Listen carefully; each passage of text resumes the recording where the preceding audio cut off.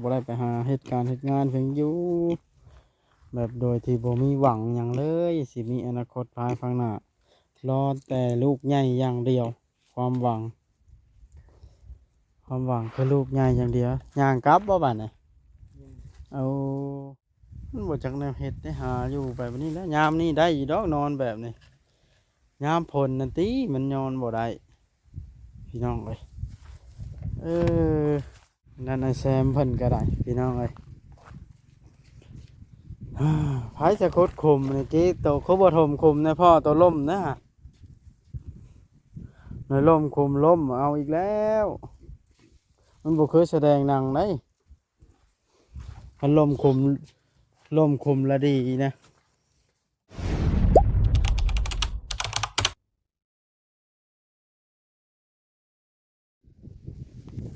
พี่น้องเอ้ยมาเบิ่งเพิ่นย่างก่อนเพิ่นสิเป็นจังไดอันนี้ฮาวเพิ่นย่างนะพี่น้องเอ้ยเอามาเบิ่งตอนเพิ่นฝึกย่างฝึกกายย่างเพิ่นสิย่างได้อยู่บ่หรือว่าแนวใดพี่น้องเอ้ยมันไปเครื่องกับตัวใดจังว่าย่างบ่ได้พี่น้องอ่า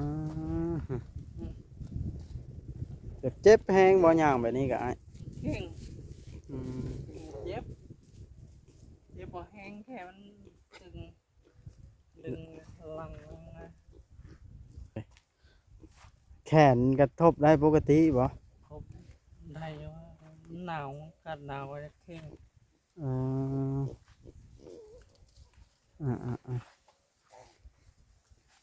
ได้คอยย่างไปแต่ละมื้อเมื่อยนั่งแล้วมาย่างแบบนี้เนาะแม่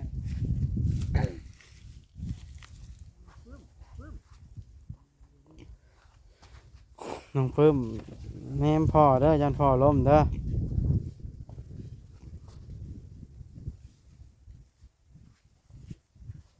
อืมแต่ว่าเจ้าย่างไปสุดนี่แล้วโค้งขึ้นมาแม่อ๋อต่อ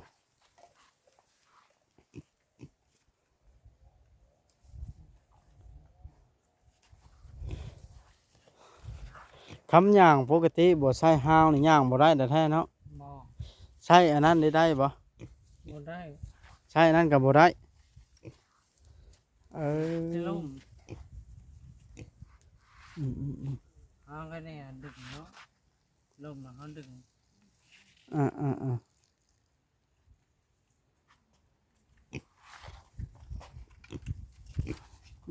พี่น้องเราเฮียนย่าง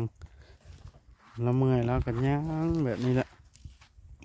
เอาให้เราย่างให้เบิ้งพี่น้องเลย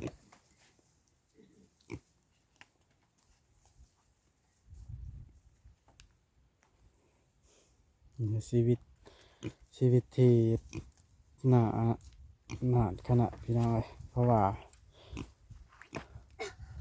มันบ่จักแนวเด้พี่น้องตื่นมาบ่ได้ไปหาเหตุการณ์เหตุงานเพิ่นอยู่แบบโดยที่บ่มีหวังหยังเลยสิมีอนาคตภายข้างหน้ารอแต่ลูกใหญ่อย่างเดียวความหวังคือลูกใหญ่อย่างเดียวย่างกลับบ่บัดนี้เอาอันนี้สิเป็นทางซุ้มมาเบิ่งซุ้มแซวกันเสาเพื่อนเพิ่นที่ตะข้าวเพิ่นหาได้ไปเป็นเพิ่นว่าตะข้าวเพิ่นหันแห้งผัวเพิ่นน่ะและเมื่อแกเอาอยู่บ้านพ่อจะนางพ่ออันนี้สิเป็นบ่อนอนพ่อตู้กับแม่ตู้บ่อนนี้นะซุ้มแซวนั่นเลยมันบ่จักแนวเฮ็ดได้หาอยู่ไปบัดนี้แล้วยามนี้ได้อยู่ดอกนอนแบบนี้ยามฝนนั่นติมันนอนบ่ได้พี่น้องเอ้ยเออสร้างเป็นลีอันนี้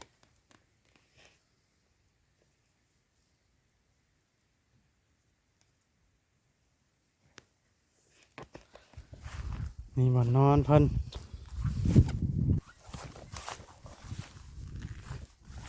เจ้า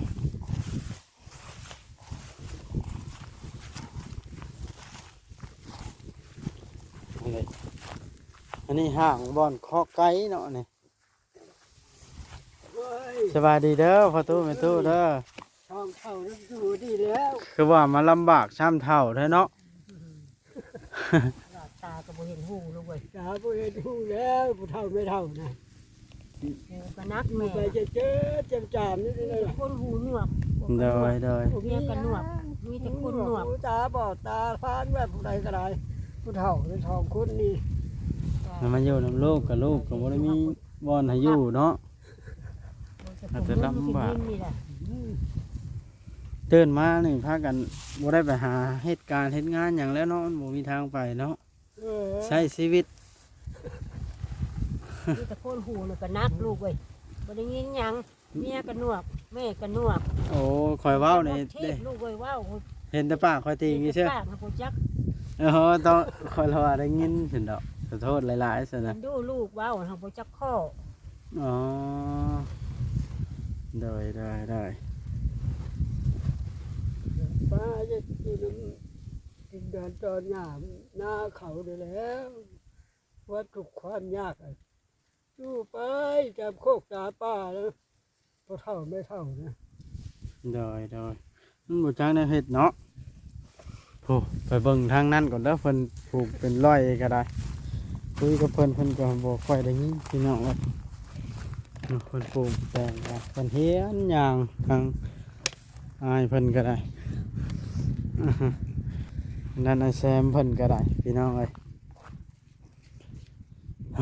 ไผจะขุดคุมนี่กี้โตเขาบ่ทมคุมนะพ่อตัวล่มนะในล่มคุมล่มเอาอีกแล้วมันบ่เคยแสดงหนังได้มันล่มคุมละดีนะโอ้กุ้งตัวงามอีหลีนี่เนาะ ตัวใหญ่เลย มันเป็นอันแก้มโพงปะ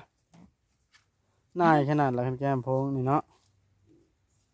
เราไปตึกกุ้งประตูไปตึกกุ้งมาเพราะได้ก้อยตัวใหญ่คักอีหลีนี่เนาะอ่าเมื่อกี้น้อยมาแล้วกินข้าวแล้วเข้าไปโรงเรียนอีกบ่เจ้า โดยมานะกิน เอามานั่งกินไปช่วยอ้ายกิน โดยมาผลไม้คือน้อง โอ้ ไอ้กุ๊ก อันนี้นะผูกกกเลย แม่น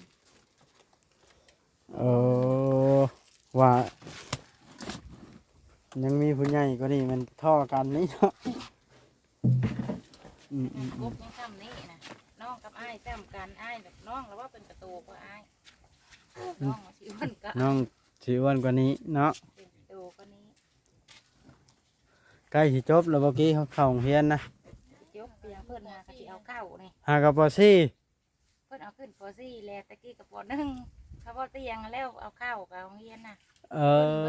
อจิแม่นแล้วเอาขึ้นซื้อแต่เก้าบ่ได้เข้า โบ่ได้เฮียน คนละว่าเข้าโรงเรียนมอแล้วคือใหญ่แล้ว แต่ ใช่ ได้ ละ มันใหญ่แล้วเพิ่นละเลยเอาขึ้นบัดนี้ตะกี้กับปอหนึ่งแต่เพิ่นเอาไปภาคนะ พอเตียงเอาไปพาดมาปอหนึ่งอันนี้นะเพื่อนเอาขึ้นปอสี่ละ มือจากอายหมู่แล้วปอหนึ่ง ได้เป็นดอกเนาะเอาเฮ็ดไก่หากระเข้าเพื่อนเอาขึ้นไปชื่อมัน มันใหญ่ ใหญ่เด็ดจ้ะปอหนึ่งหมดใหญ่ก็มู่บัดนี้ จิแม่นแน่ว่าคนเป็นบ่าวปอหนึ่งเนาะ เพื่อนเอาขึ้นปอสี่ก็ยังบ่เป็นเพียงแล้วขึ้นไปชื่อแล้ว เออลำบากน้ำเรื่องในเด้เนาะทึกเนาะ แกงหน่อไม้ใส่กับปูสิตักไปชูน้องกิน โดย ต่อพี่น้องเลยนี่แหละไปลายหม่องก็เห็นลายบอนเป็นหุงข้าวกับหุงใช้หม้ออันไผ่บ่ได้หุงไฟฟ้าเด้นี่เนาะหุงใช้เตาธรรมชาติไผ่ปุ๊บ อ่านี่ล่ะพี่น้องเลยขอวัดอยากช่วยเรือเพิ่นทั้งด้านน้ำในน้ำนะบ่มีบ่ท่วมว่าหลังตีนแล้วอย่างนี้นะบ่มีน้ำใช้เพิ่นไปใช้เอาบนอื่นอยู่บนไก่มาแต่ยากอีกเลยนี่ตัวพี่น้องเอ้ยตัวลิ้นน้ำพายตื่นมานะกี้หมูตัวนะฮะเล่นผู้เดียวเลย บ่อยากเล่นน้ำหมู่บ่คนบ่มีหมู่แล้วเจ้าบ่มาลีอยู่ผู้เดียวแบบนี้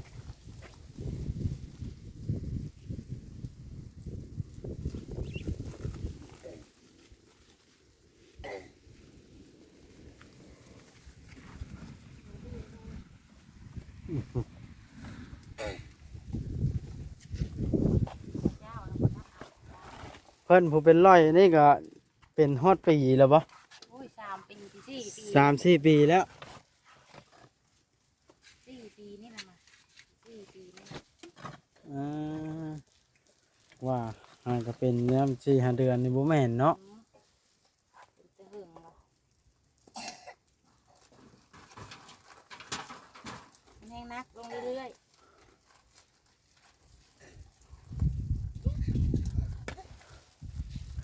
มีแต่ฝากความหวังไว้น้ำลูกบาดนี่เท่านั้นเนาะ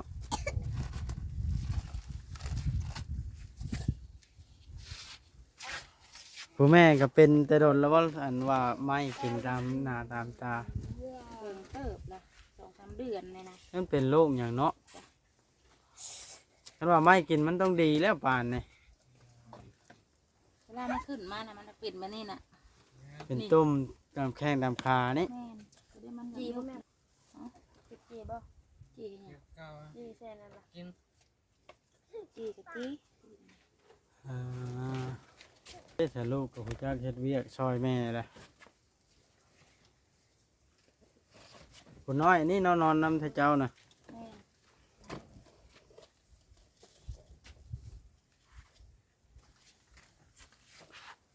สิอุกใจเติบแล้วเจ้าเนาะอ้ายเนาะ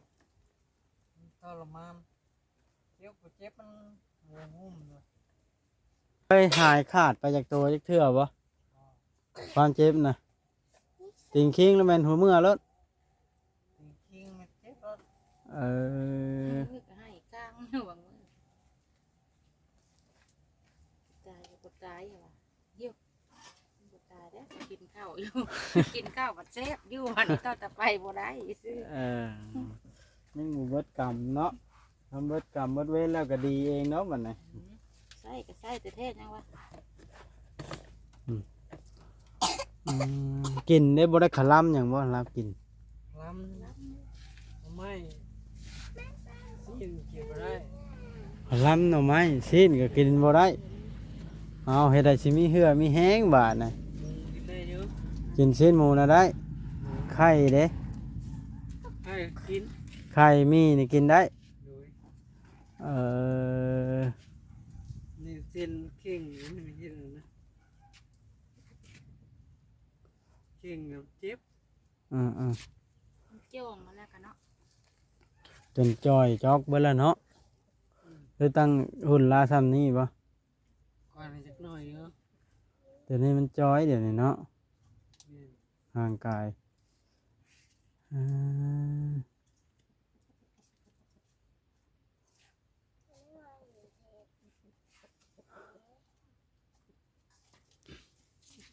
มันสิบาทมือหุ่นเอาให้เบิดนะ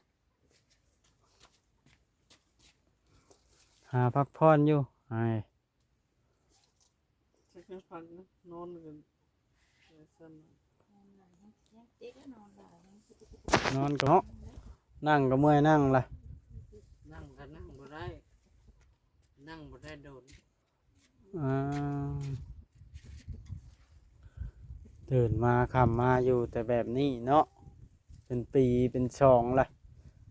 โยมันก็บ่เป็นเลยแบบนี้พี่น้องเอ้ย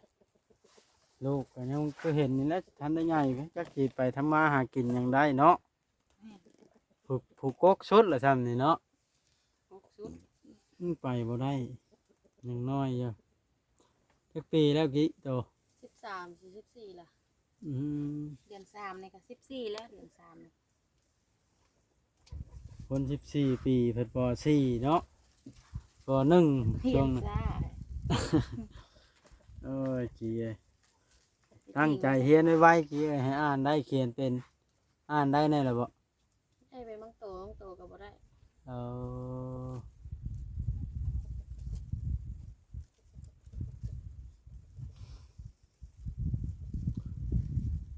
ชีวิตที่ขัดสนขนาดเข้าช่วงมรสุมแบบนี้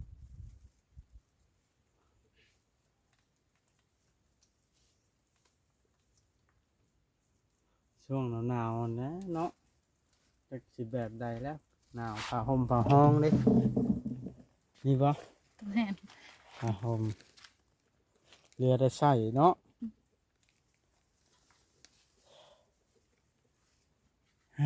พี่น้องเอ้ยเพิ่นทุยอยู่เพิ่นยามฝนย่างเล็ดเป็ดปาดเปียกแซะแถวนี้บ่ง่ายแล้วเนาะ ทำผลเป็นประโยชน์เพื่อนเบิ้ล อือหือเพื่อนอีเล็ดเป็ดปาด ขี้มอนบ่เป็นประโยชน์ขี้มอน ขี่มอดคูลงมาปะ ข้างกี่มอดเลยนะ เออ ข้างมันก็ยังปิวดีกว่าบ่ข้าง มันกัดไม้ลงมาเนาะ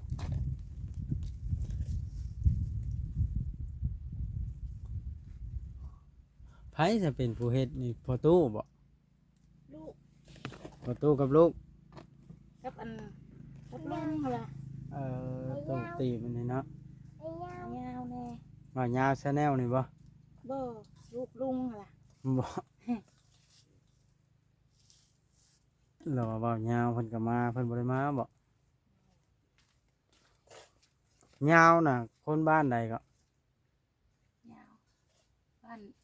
บ้านเฮาล่ะลูกลุงนี่ล่ะ นึกว่ายาวเฮาฮู้จักอันผัวได้หวันหน้านี่ บ่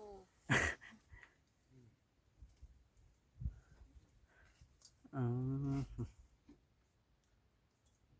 สิเฮ็ดอะไรกินกุ้งนี่ก้อยบ่หรือคั่วกิน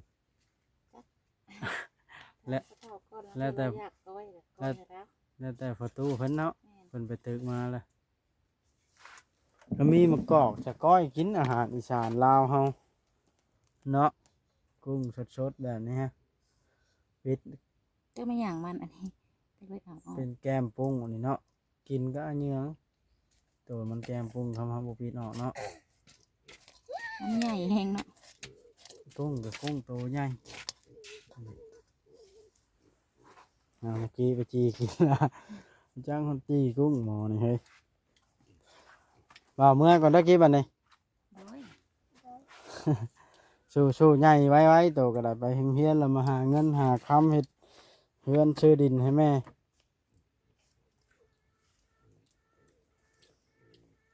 พอได้พอตู้หากินเนาะ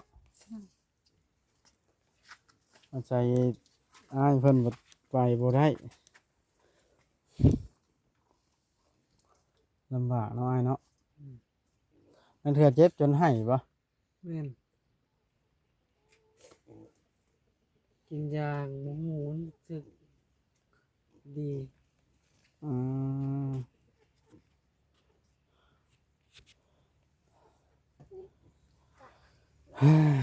พี่น้องเอ้ยฮะมาเยี่ยมเพิ่นก็ได้จักอันชีช่วยเรือพี่น้องของเราก็ได้ให้แต่มาถ่ายให้ FC เบิ่งให้ FC พิจารณาน้ำกันพี่น้องเอ้ยผู้ที่เพิ่นใจบุญน้ำในตอนนี้เพิ่นกับบ่มีใช้ละเด้อพี่น้องเพราะว่ามันแรงแล้วพี่น้องแต่เก่าขุดใช้มันก็ยังมีอยู่เดี๋ยวนี้แหละขาดเขินแล้ว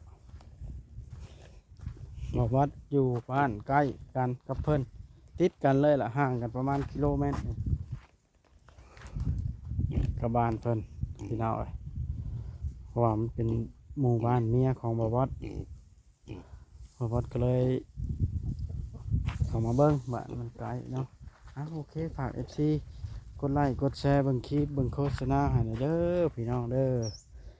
สำหรับคลิปนี้บ่าววัดสิขอตัวจบคลิปซะก่อนได้บ่าในบ่าววัดสิไปเวียกทางในก่อนบ้านนะเนาะถ้าเกิดว่า FC เพิ่นอยากกันสนับสนุนหรือว่าช่วยเหลือเพิ่นเฮาก็ยินดีเป็นสะพานบุญให้พี่น้องเลย